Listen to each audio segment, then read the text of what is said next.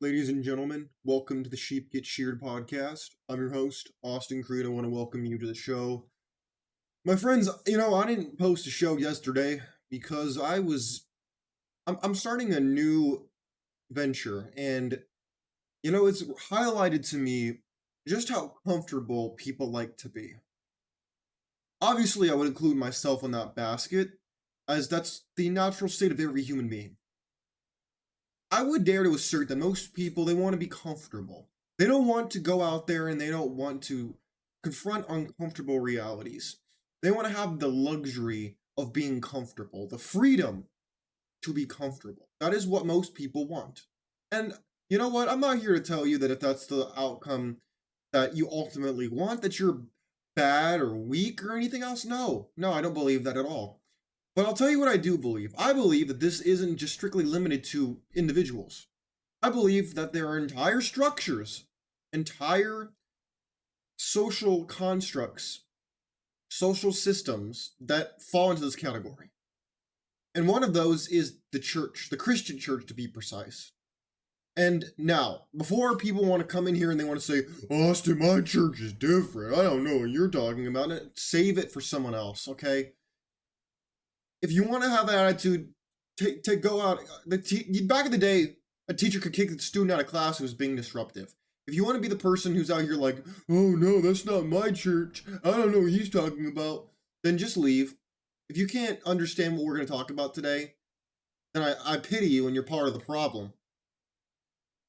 But, the more I look, and not only on social media, but also in social interaction with different leadership, like pastors, deacons, elders, people like that, the older generation of men, especially, they're not passing down good wisdom to younger men in the church, which is why a lot of young men are not interested in the church. A lot of men aren't. Are there some who still are? Yes, absolutely. And God bless them. But guess what? Here's the problem. The old school has not caught up to the modern day dating marketplace. They don't understand how feminism has affected the dating marketplace. They don't understand how the hookup culture has changed it, how the monetized woman on OF or on the sugar daddy sites and everything else, how they've changed up the game. They don't understand how Instagram, TikTok, YouTube, all these places have totally messed up the game for us as men. And you could add dating apps in there. You can add all these different things. And if you think that the women in your church, the men in your church that are younger are not exposed to this, then you really are clueless. What? You're clueless. I don't know how you could have that mindset today. And just to drive home what I'm talking about, when I say that too many, I hate to say this, too many men in the church today have replaced God with the goddess. Who is the goddess? The goddess is women. They have replaced being a man and following Christ with being a simp and chasing validation of women in marriage. Yes, that's right. You heard me correctly. And I wish I could tell you that it wasn't the case, but unfortunately, I believe this to be such the case that I wrote an entire book about being a biblical bachelor and going in your own way in the church. There's this whole MGTOW movement on the internet that's been here for years. But not a lot of men have the courage to talk about not only what the MGTOW type of mentality, but also tie it into the church, because people are afraid to call out religious institutions. They're afraid to do it. It's easy to take little cheap shots in 1-minute clips.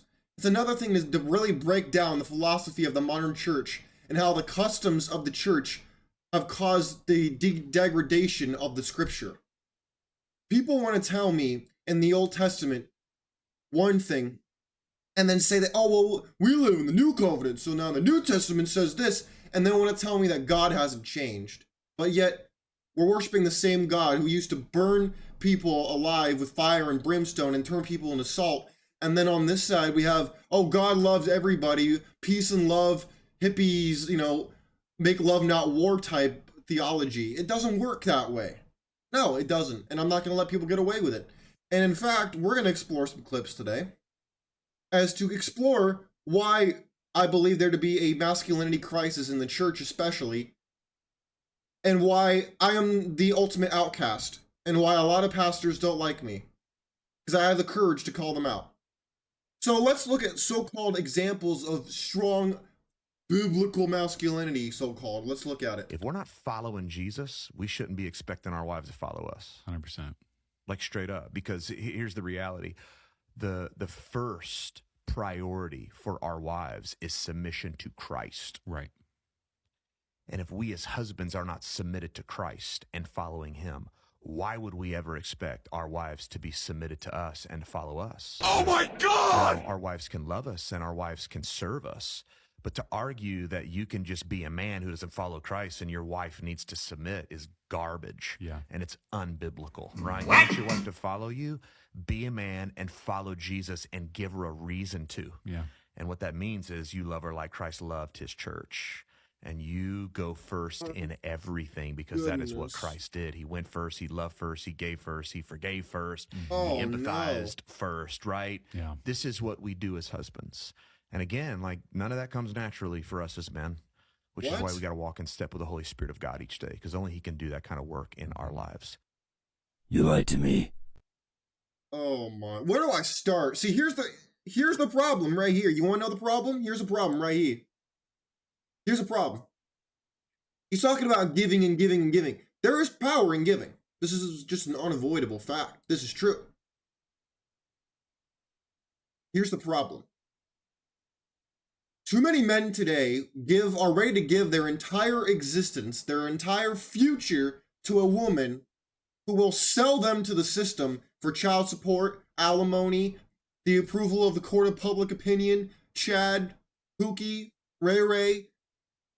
You have no idea how bad the divorce system is out here if you believe this garbage. Oh, and by the way, if you think it's strictly limited to those heathens, pagans, so-called, you're wrong. In fact, the Christian divorce rate, it's going up, man. Oh yeah, it's going up. Why? Because last time I checked, people had lives outside the church. See, here's part of my problem with pastors today. I firmly believe they mean well. I am not telling you they're trying to lead you astray. I don't want to go that far. I don't think that that's true. Do I think they're too idealistic to the point where they become delusional? Yes, actually, I do. Here's the problem, though. As a guy who grew up around pastors, I know how they spend a lot of their time. They meet with members of the church, they study the Bible, they're crafting the scripture, they're dealing with church business.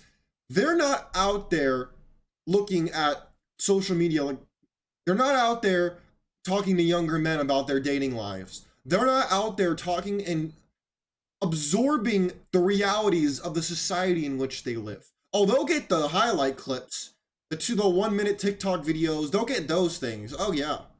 But they're not going to actually dive deep into the sewage, the muck, the grime of the modern day dating marketplace. How the psyche of the West has changed.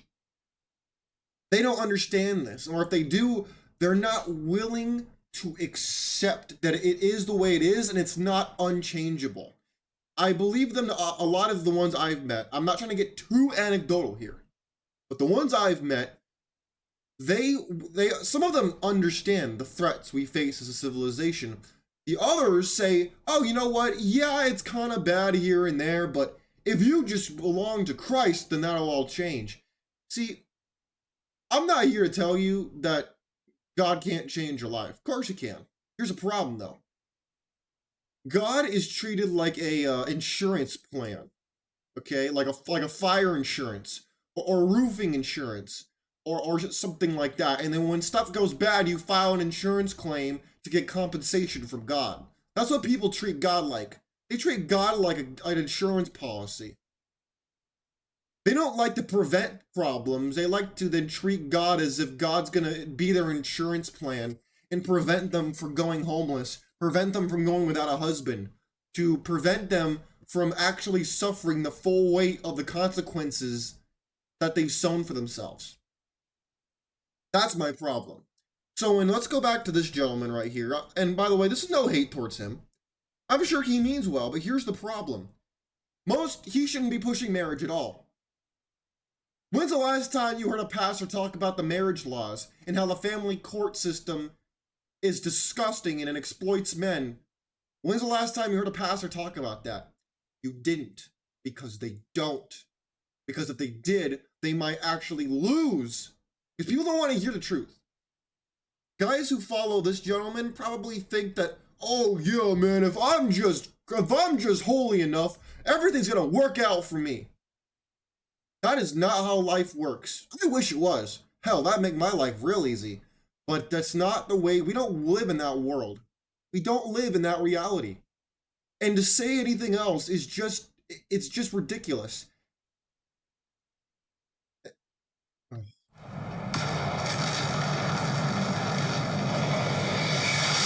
Let me just send it, bro.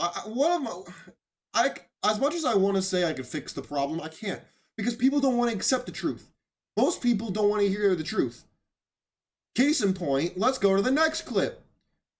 Another reason why people do not want to accept the truth, because they'd rather hear stuff like this. Marriage is not just designed to make you happy, it's designed to make you holy. What? Why? Because God uses the marriage covenant to make you more and more like Jesus. Here's my problem. I'm not even going to let the whole thing play through. I cannot stand it when people speak in Christianese. For those of you who don't know what Christianese is if you grew up in the church or you spend too much time in the church and not enough time in the streets and in the world, you start talking like this. Oh, just become more like Jesus. Allow the sanctification to descend and purify you and bring you into the pursuit of glorification. It's like, can I get the English translation for what you just said? See, I understand what he's saying. The problem is, people will use what I call Sphinxian syndrome, where they speak in riddles, they speak in this mystical type language, like, oh, it's like they talk in like a fortune cookie, where they use something very vague and somewhat mystical, spiritual sounding to sound sophisticated and smart. Meanwhile, they're just using it as open-ended as possible so that they can then say, oh, well, if you, for example, so let's say you have a fortune cookie, right? Fortune cookie says, there is fortune in your future. And then something bad happens to you and you're like, this fortune cookie's full of crap. But then something good happens 5 years from now and you're like, see? I told you there was fortune, there was future, I had fortune in my future. It's like that, where they don't say anything directly, because then you can come back and say, wait a minute, pastor, but that didn't work out for me. So instead what they do is they use the Sphinxian riddle language. I call it Sphinxian syndrome. They speak in riddles, they speak in code, so then therefore if it doesn't go the way you want, and you go to them and you confront them, they can say, oh, that's not what I said. That's just how you interpreted what I said. What I actually said was, and then they use another Sphinxian thing. And then, again, they can never actually be wrong because they never actually told you anything. That's the problem. That is what Christianese is. Christianese is using that kind of language where people have no idea what you're talking about, but it sounds so mystical and powerful. Even if they're a Christian, they don't even actually know what that means. They just think it sounds smart. See, if you're going to continue to stay in this relationship, this marriage, guess what? It requires me to become more forgiving. It requires me to become more committed. It requires me to become more patient. It requires me to become more kind. It requires me to become more humble. And guess what? My ego has to die.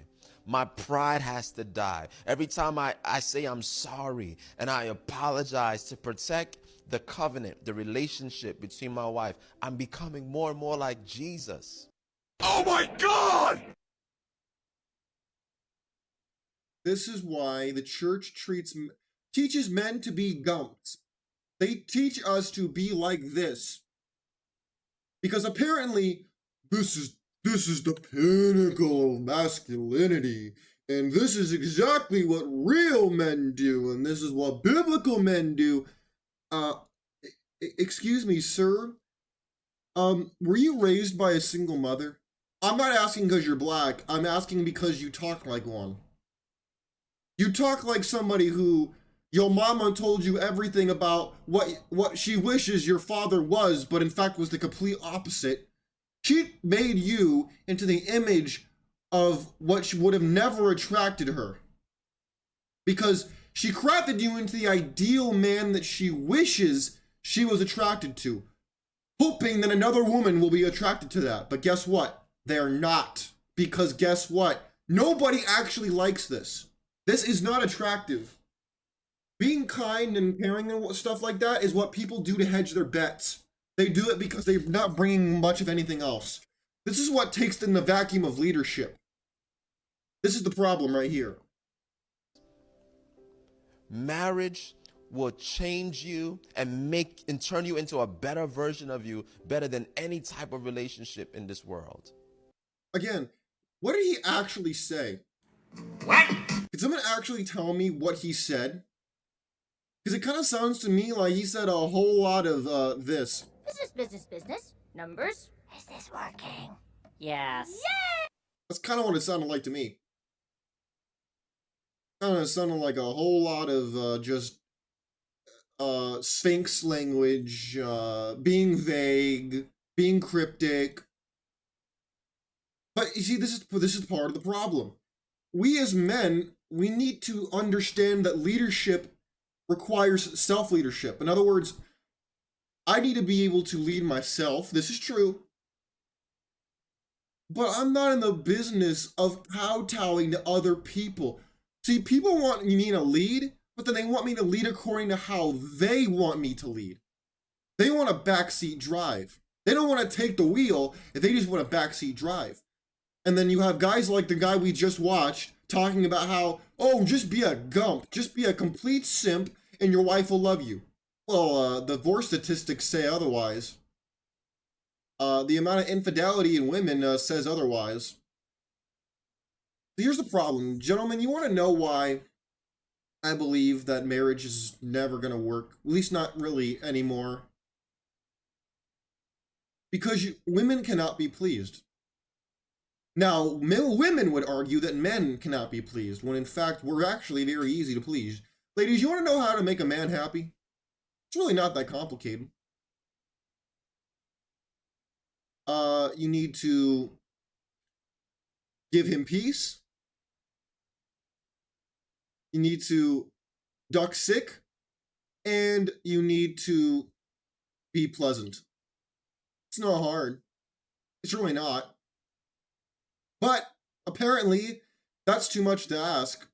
Because women want to talk about the bar for men being on the floor, when really it's just the men that they choose to deal with because they either, A, remind them of their father who was either there or wasn't there or was terrible, and then want to make it my problem. Hey, man. So here's the problem. Women used to... No, see, we as men need to stop... I'm not blaming women, by the way. This is a two-party issue. Here's the issue, though. We as men, we're supposed to lead. This is a fact of reality. The problem is, people want to backseat drive us. People want to tell us that, oh, well, I want you to lead, but I want you to lead in the way that I want. No, that's not how this works. No, that's not how that works. And in the church, it's no different. Because women make up the majority of the congregation in most churches, men will pander to the women because they're a business too, and they need money too. So guess what? They'll let women repackage themselves. They'll let the women be washed, let their sins be washed away. And then they'll think that, oh, even though she was a complete skeezer for 20 years, she's been going to my church for 2 years. Now all of a sudden she's ready for marriage. And I'm going to pair her up with a guy. And before I know it, I'm going to be hearing about their divorce and seeing them in marriage counseling. See, the problem is the church culture is not allowing the true scriptures to be practiced. For example, case in point, people like to quote Paul all the time. But yet Paul wasn't married. In fact, he said it took a stronger man to not be married. I've mentioned it in Biblical Bachelor multiple times. But yet, for some reason, in the church, If you're not married, you're like an extra in a movie. You're not important.